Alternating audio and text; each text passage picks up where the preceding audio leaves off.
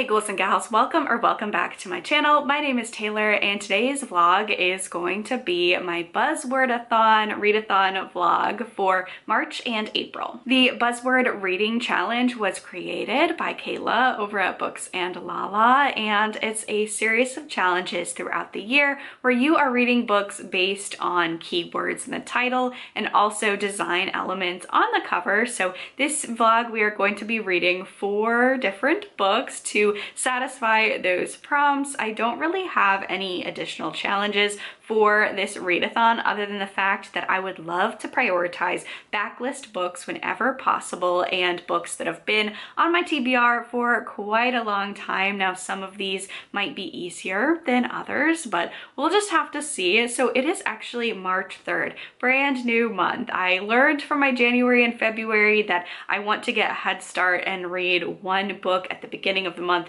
and then 1 book at the end to keep on track of this reading challenge. So we have for our March prompts for the title challenge, we have read a book with thing in the title, and then for the design cover challenges we have read a book that has books on the cover. So for the past couple of days I have been looking and it is deceptively hard for me to find a book that has books on the cover. Now there is a Storygraph reading challenge where other people have put books that could work for the prompts, and I was going through those, but there are a lot of books there, but none of them were books that were already on my TBR. So I still am hoping that I will find one, but it's been a deceptively hard challenge. When I saw that one, I thought it was going to be one of the easier ones, but I am having a little bit of a hard time. However, I am not having a hard time for the title challenge, which is read a book with thing on the cover. So the first book for this vlog, I am going to be reading This Thing Between Us by Gus Moreno. This came out in 2021. I have heard a lot of people talk about this one and I've just never gotten the chance to pick it up until now. And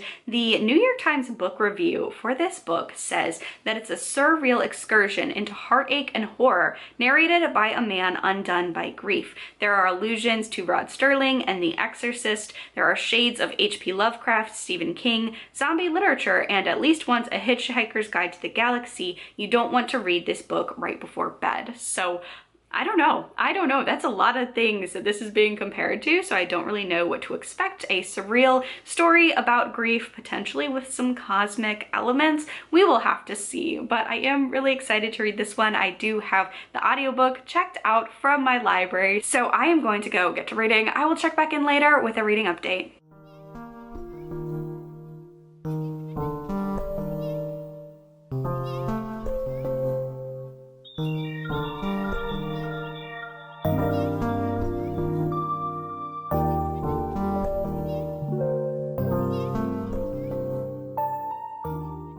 So I am now 40% of the way through This Thing Between Us by Gus Moreno, and I'm really enjoying this one so far. I am listening to the audiobook, and the audiobook's only about 6 hours, so it's not a very long one, but boy is it poignant so far, and I am really enjoying this one. Just from the very first couple of lines, this is a story where I was immediately sucked into it. I can always tell when I'm really getting along with an audiobook because I primarily read physically, whether that be physical books or ebooks, but audiobooks I reserve for when I'm doing things like walking the dogs or making dinner or laundry, something like that, where I like to have a little bit of company, whether that be from a podcast or an audiobook, just to help me get through my chores. I always know when I'm really loving the audiobook, when I want to find other things to do to keep listening to it, and this was definitely the case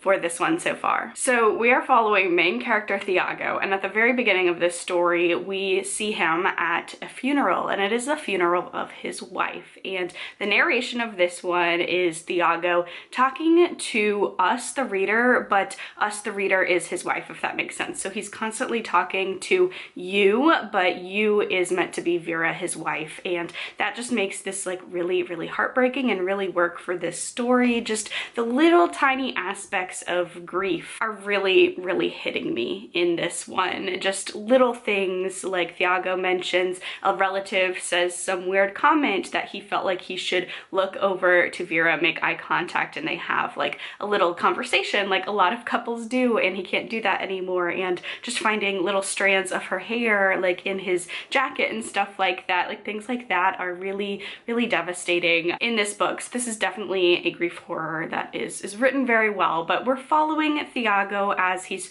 trying to pick up the pieces of his life after his wife dies. His wife dies in a very tragic accident that has become highly politicized, and I won't talk too much about that because you slowly learn the layers of that throughout the story. But his wife has died very young, very tragically. It was really out of nowhere, and Thiago feels just very, very overwhelmed by the amount of attention he has been getting from the event by different politicians and news outlets and everything like that. And there were also some weird things going on in their house that he starts to wonder as this book goes on if they were connected to her accident. So it's a grief horror, it's a haunting, it's getting a little bit cosmic, and it's a really special grief horror that has moments of just utter loss and despair, and just the writing in this one is beautiful. And I've had some moments where like I have just felt so devastated, and the way in which Vera, she's dead from page 1 of this book,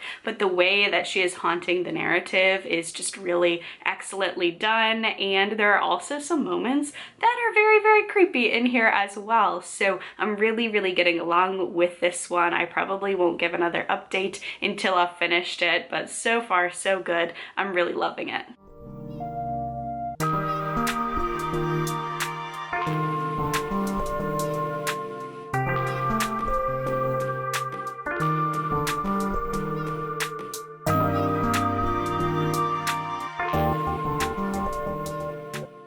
So I finished This Thing Between Us by Gus Moreno, and overall I did really love this one. Now the ending kind of fell a little bit flat for me, and I just think that it transformed. There was a lot going on in this story, and it was such a short story, so a lot of things that were introduced. The first 40% of this book was perfect. This book was so breathtaking in the way that I was just so anguished, and I really felt the grief for this character that we never even get to see alive during the duration of this book. The ways in which this book talks about grief, particularly in the first 40 to 50% of this book, was amazing, and I really love it for that. There is like a tonal shift around the 50 to 60% mark that I was cautiously optimistic for. I noticed it changing, and I wasn't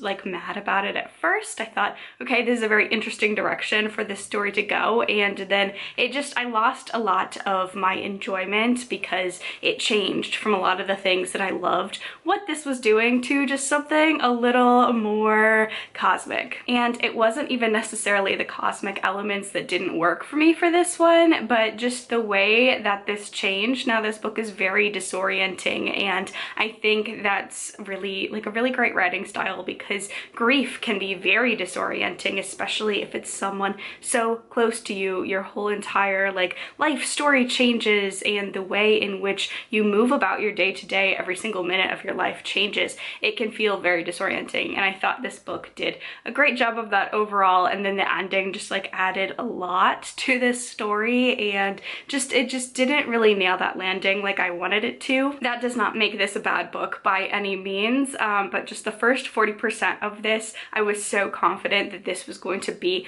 one of my favorite books of the year, and finishing it, I don't know if it'll make it to my top 10 of the year, but it was still such a strong story. And the way that this dealt with grief, obviously trigger warnings for death of a spouse. This is grief horror, and the aspects of grief horror are really, really horrific. There is also a trigger warning for pet death in here as well, and they are both both very, very integral to the story. Just the whole process of the horror of losing someone that you love is explored really beautifully in here. Again, there were so many just little pieces of dialogue or even just little throwaway sentences that just really struck me. Like just the little things that I'm sure haunt real people as they're going through grief. Like our main character sees this beautiful sunset and he takes a step back from the window just to let his wife see until he remembers that his wife is dead. So of course she can't step up to the window next to him and see. Just like little tiny things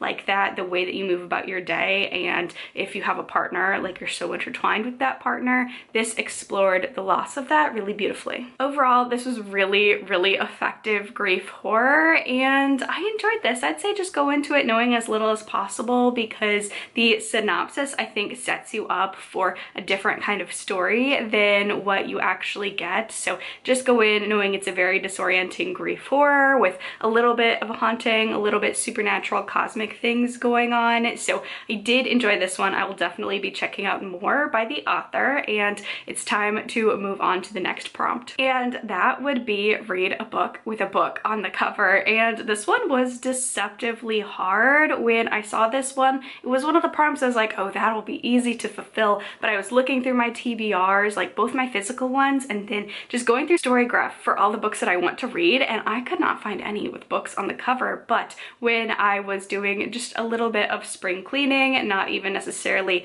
reorganizing my bookshelves, but just dusting my shelves off, I found a book that I've been meaning to reread for a while and that fits this prompt perfectly. So for this prompt, I'm going to be rereading Ray Bradbury's Fahrenheit 451, and this is a special copy to me because it's the copy that I read in 8th grade. When I read this book for the first time, we had to annotate it for class, so I think it's going to be really fun to not only reread this story and revisit it for the first time since the mid-2000s, but also read my annotations and what I was feeling about this book during that time. So I'm really excited to read this one. As you can see, my copy actually has like that National Book Award in the corner, so that works for book, and then this guy is built up of burnt books. Fahrenheit 451 is a classic. If you were a student in the American school system, at least, you probably have read this for an English class at some point in your elementary or middle school or high school reading curriculum. It shows up on many a banned book list then and now, which is very ironic because the title has to deal with the temperature at which a book will burn, catch fire and burn, and this is a classic tale about censorship and defying that censorship. So I'm really excited to read this. I remember when I read it in 8th grade that I did really enjoy it. I'm definitely looking forward to reading it as an adult when I'm not being forced to reading it, and read it at my own pace and see if I get anything else out of it that maybe I didn't when I was in middle school. So I'm going to go read this one. I will check back in later with the reading update.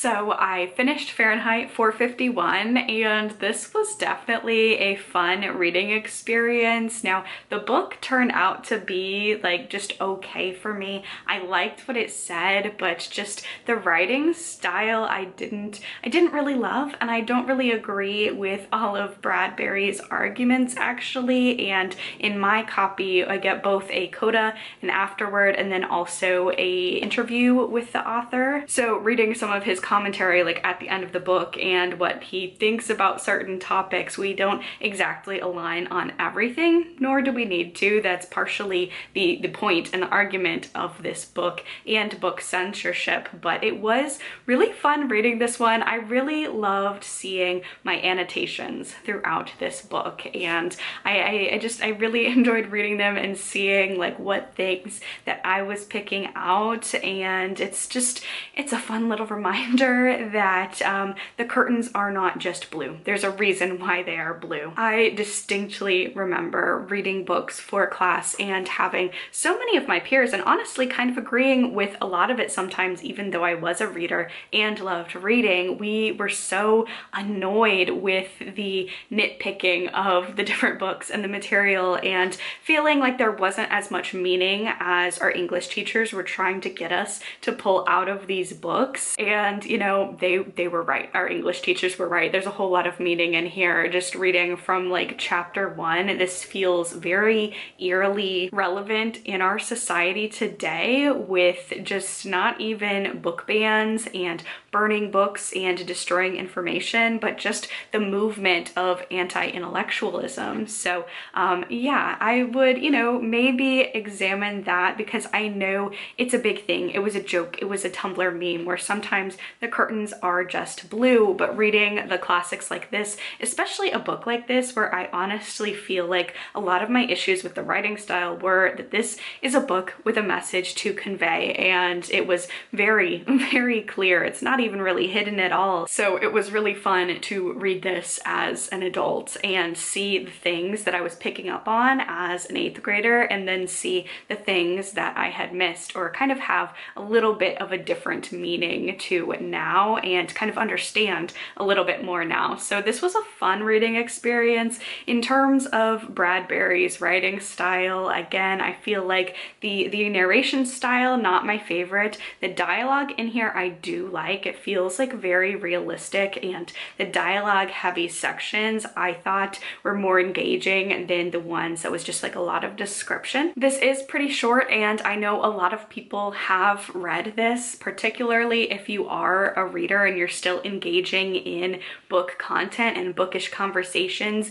You probably have read this or know the premise of this. So we are following our main character, Guy Montag, and he is a fireman. This takes place in a dystopian future though, where firemen do not put fires out, but they actually start them. And they go out and burn books in this society. So our main character really enjoys his job at the beginning of this book, and then interacting with a couple of different characters and starting to learn to think for himself, he starts to question the society in which he lives in. This is kind of dated in the way that this book treats its female characters. In particular, I feel like this is kind of the blueprint of the manic pixie dream girl stereotype. Clarice, I think it's Clarice or Clarissa. She's actually not in this as much as I remembered her being in there, but there's a 17-year-old girl that really gets Guy kickstarted on this journey of personal growth, and she feels like the blueprint for a manic pixie dream girl. But the female characters in here were not as built up as the male characters, and then just also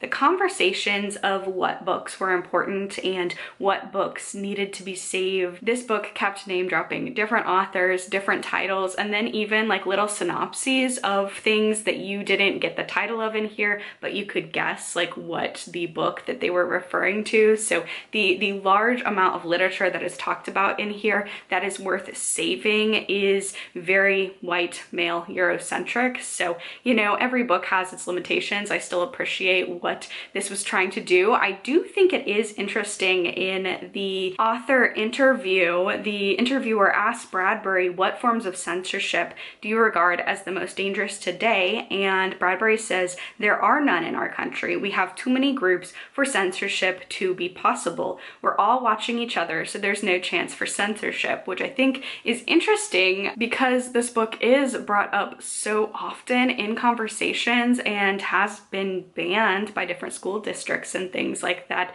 I think it's interesting, his talking about censorship, because I think, you know, obviously, even if you pass these laws and ban certain books and make books harder to access, you can still find access to these books. Now, some people are more privileged than others. It's easier for me to go out and find banned books as opposed to maybe a teenager who lives in a house that supports the bans, but you know, censorship is still being actively worked on, and I just thought that was really interesting. Like I said, not everything that Bradbury talks about in here I agree with. There were some comments about abortion and C-sections that were little weird. Like, I understood what he was getting at, but I don't agree at all with the commentary. And then also just, I still think that art forms like movies and TV shows, I don't think it's an all or nothing thing. It's very kind of clear in here, and then also in the author interviews, that he considers books as like superior, and especially nonfiction books and classic books, superior to mindless entertainment like television. And while I understand like quick, easily consumable content, there are also movies and TV shows that have great discussions. So for me, the best commentary in here was about the dangers of the rise of anti-intellectualism and the rise of a government that is trying to keep its citizens happy and in the dark and not remembering history, because if we don't remember history and study history, we're doomed to repeat the mistakes. And that's where I really appreciated the ending of this book as an adult a lot more than when I was a kid. So especially towards the end, there's a quote here that says, "There was a silly damn bird called a phoenix back before Christ. Every few hundred years he built a pyre and burnt himself up. He must have been first cousin to man, but every time he burnt himself up, he sprang out of the ashes, he got himself born all over again, and it looks like we're doing the same thing over and over. We know all the damn silly things we've done for 1,000 years, and as long as we know that and always have it around where we can see it, someday we'll stop making the goddamn funeral pyres and jumping in the middle of them." So I appreciated that commentary. It was really fun getting to revisit a book that I've read before and interact with a younger Taylor's thoughts and feelings and annotations. So that is it for the March books. Got a couple more days of March, and then I will check back in and talk about the April books for this challenge.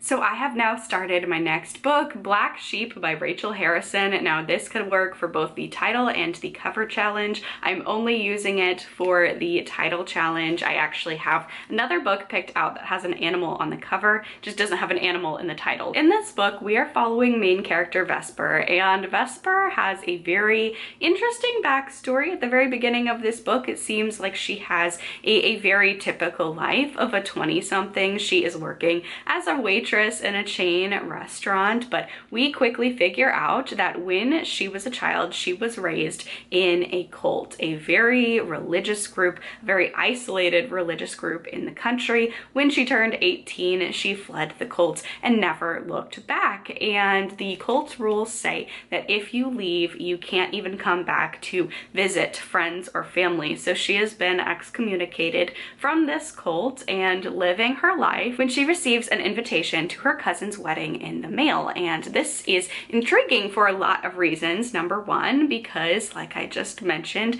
she's not allowed to have any contact with the cult. So she didn't even realize that her family knew where she was living, and she didn't realize that she would be invited to this celebration because she thought she wasn't allowed to. The other curious thing about this is that her cousin was also her best friend growing up. Her cousin is now marrying the boy that she thought she was going to marry, her first love, the boy that she was trying to get to run away with her from this cult. So that is very intriguing to Vesper. And then third of all, she does not know who sent her this invitation. There is a note attached to the invitation that has a handwriting that she is not familiar with. She doesn't even know who invited her to this wedding. So she decides to go back and attend this wedding and confront her demons and her childhood and the way that she was raised. So she goes back to her family home and is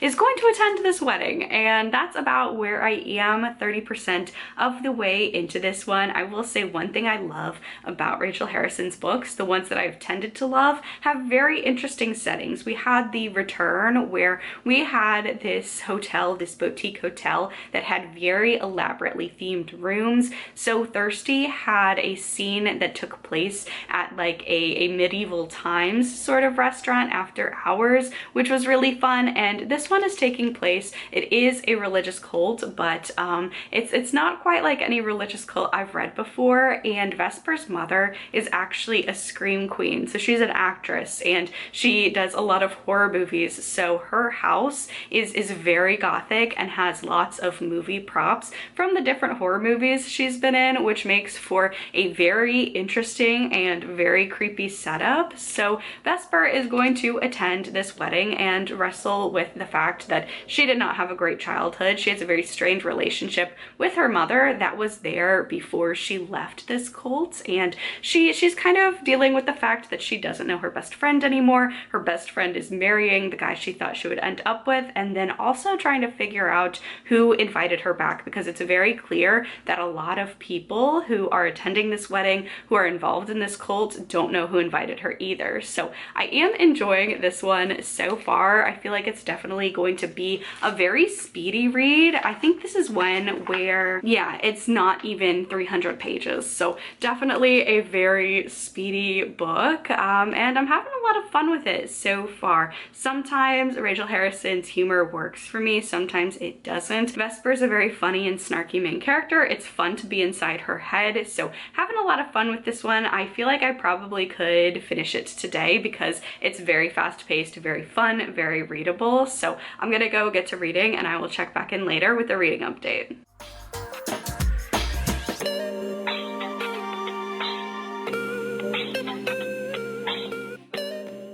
So I did end up finishing Black Sheep yesterday and I had a lot of fun with it. This one is very campy. It's also got some scary scenes. This is definitely, I think, probably my favorite Rachel Harrison book. And with me now reading all of her books that she's come out with so far, I'm really excited to say that she is an author that I like. At the beginning of this year, I was talking about the fact that I love what she's doing in the horror genre, but her books are so hit or miss for me. And since then, I've read 2 of her books and enjoyed them. So the ones that I didn't like were the exceptions to the rule. So just a quick little ranking. My least favorite Rachel Harrison is Cackle. That one I DNF'd around the 25% to 30%. I did not like that one.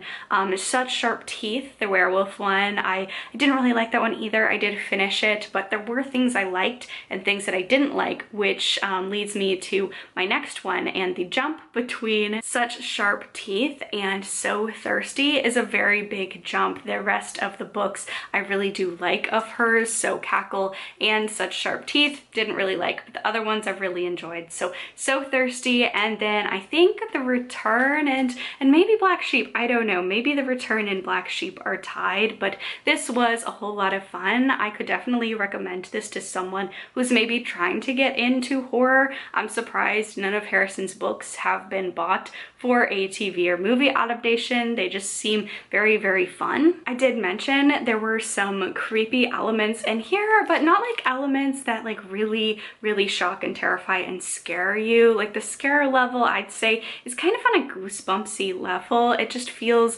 very, very fun horror. So I really enjoyed this. I liked Vesper. She's I think what people are not going to like about this book. I haven't looked at any reviews, but I feel like probably some of the lower reviews would say that she's a little intolerable. I think she's very funny. I can see how people wouldn't like her. A lot of her behavior is explained in the latter half of the book in particular, but I liked this. I liked the setting, the cult setting, and then also essentially that she grew up in a haunted house full of props from her mother's horror movies. I loved that house location. It was a lot of fun, and I liked the conversations and explorations in here about very tense familial dynamics. I thought were done really well, and overall I had a good time with this one. Very fun, very campy horror, and I'm excited. She has a haunted house book coming out later this year, so I will be checking that out later when it releases. And now we are moving on to the last book in this vlog. That's the one with an animal on the cover. cover, and for that one, I have chosen No Place to Bury the Dead. This is by Karina Saints-Borgo, translated by Elizabeth Breyer. I love this cover. This is a book that I was at my library and I saw it, never heard of it, never heard anyone reading this one or talking about it, just the cover was striking, and it seems like a very interesting premise. So this is a translated horror. I'm gonna go get to reading this one. I will check back in later with a reading update.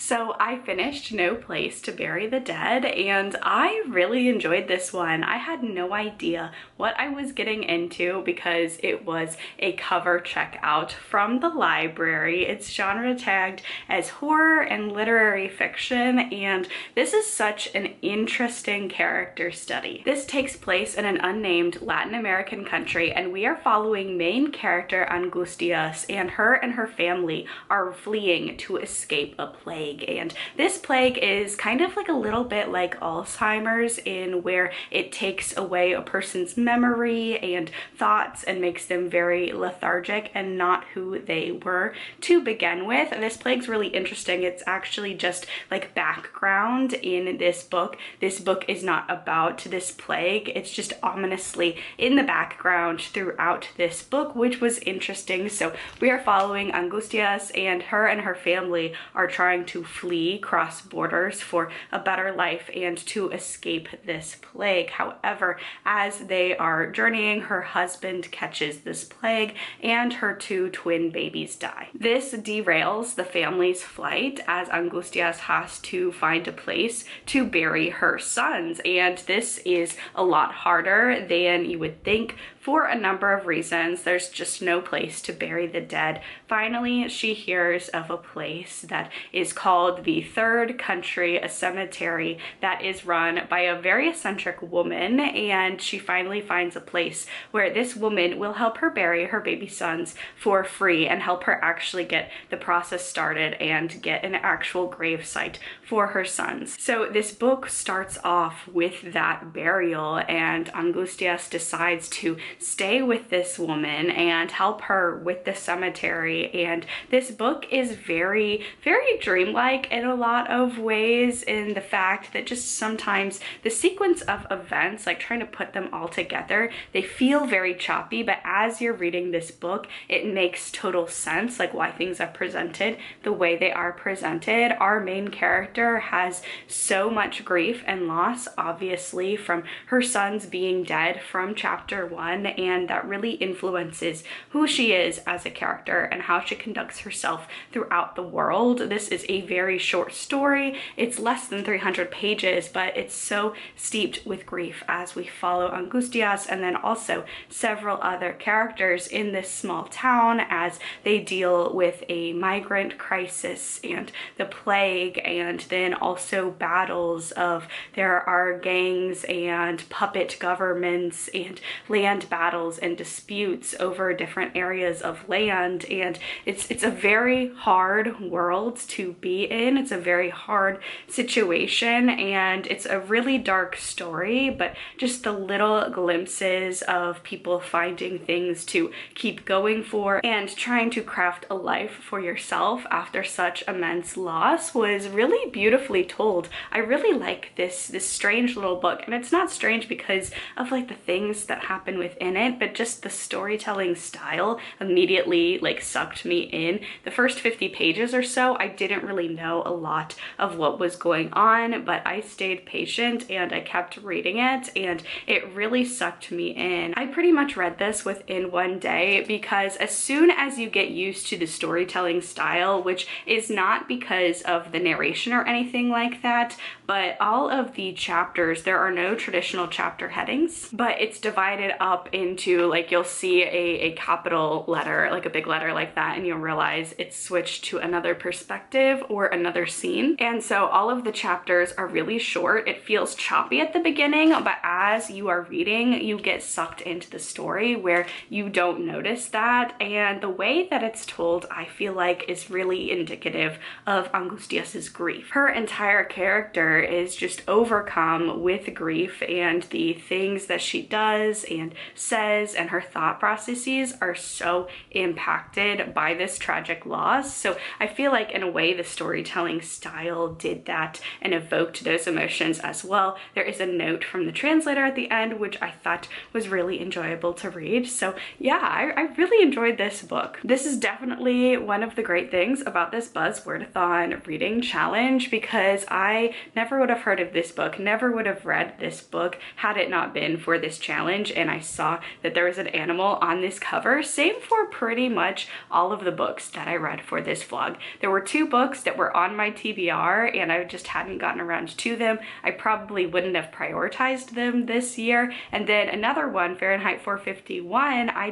don't do rereads a whole lot, so I know I wouldn't have read that this year as well. So, and this one, of course, finishing out the vlog with something that I had never heard of and was just such a pleasant surprise. So this was a really successful vlog. I had a whole lot of fun, but that is going to be it for this vlog. If you enjoyed it, please be sure to give a thumbs up, leave a comment down below, subscribe to my channel so you don't miss any videos from me. Stay safe, stay spooky, and I will see y'all in the next video. Bye!